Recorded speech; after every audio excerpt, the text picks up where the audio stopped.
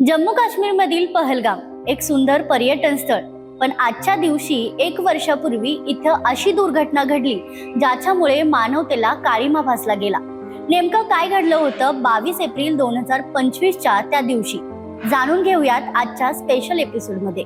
नमस्कार, मी दिव्या, आपण पाहताय तरुण भारत। जम्मू काश्मीर मधलं पहलगाम हे खूप सुंदर ठिकाण, निसर्गाने नटलेलं, शांत आणि पर्यटकांना खूप आवडणार।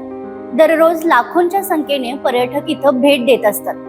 असंच 22 एप्रिल 2025च्या त्या दिवशी हजारोंच्या संख्येनं पर्यटक आपल्या परिवारासोबत फिरायला आले, पण त्यांना स्वप्नात पण वाटलं नसेल असं काही घडलं की ज्याने संपूर्ण भारताला हादरवून सोडलं।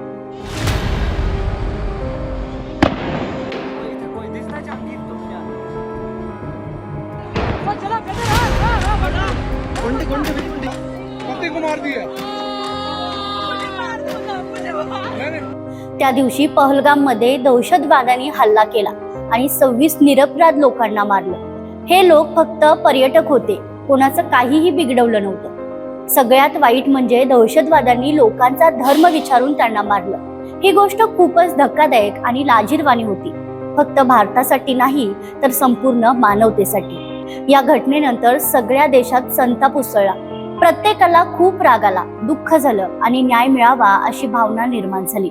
भारतानेही यावेळी फक्त निषेध करून थांबणं पसंत केलं नाही। सुमारे 15 दिवसांनी 7 मे रोजी पहाटे भारताने सिंदूर अभियान सुरू केलं।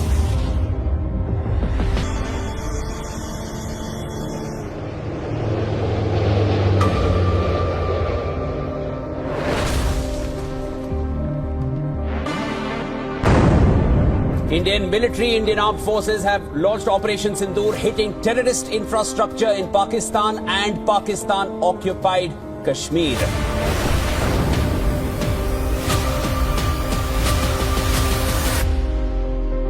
ऑपरेशन सिंदूर 22 अप्रैल को पहलगाम में हुए विभत्स आतंकवादी हमले के शिकार मासूम नागरिकों व उनके परिवारों को न्याय देने के लिए लॉन्च किया गया था। इस कार्रवाई में 9 टेररिस्ट कैंप्स को टारगेट किया गया और पूरी तरह से इसे बर्बाद किया गया।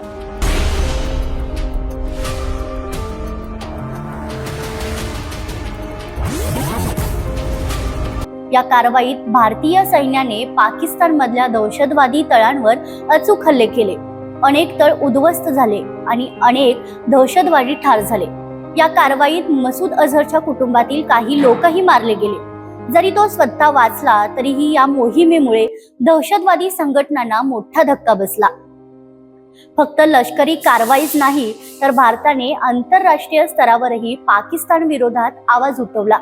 जगासमोर पाकिस्तानची भूमिका उघड केली, त्यामुळे पाकिस्तानवर दबाव वाढला। आज या घटनेला 1 वर्ष पूर्ण झालं। देशभरात त्या 26 लोकांना श्रद्धांजली दिली जाते। त्यांच्या कुटुंबियांचं दुःख अजूनही ताजंच आहे आणि सगळा देश त्यांच्या सोबत उभा आहे।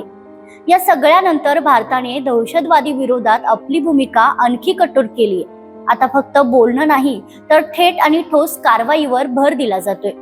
अशाच नवनवीन माहितीसाठी तरुण भारतच्या YouTube, Insta, Facebookला फॉलो करायला विसरू नका।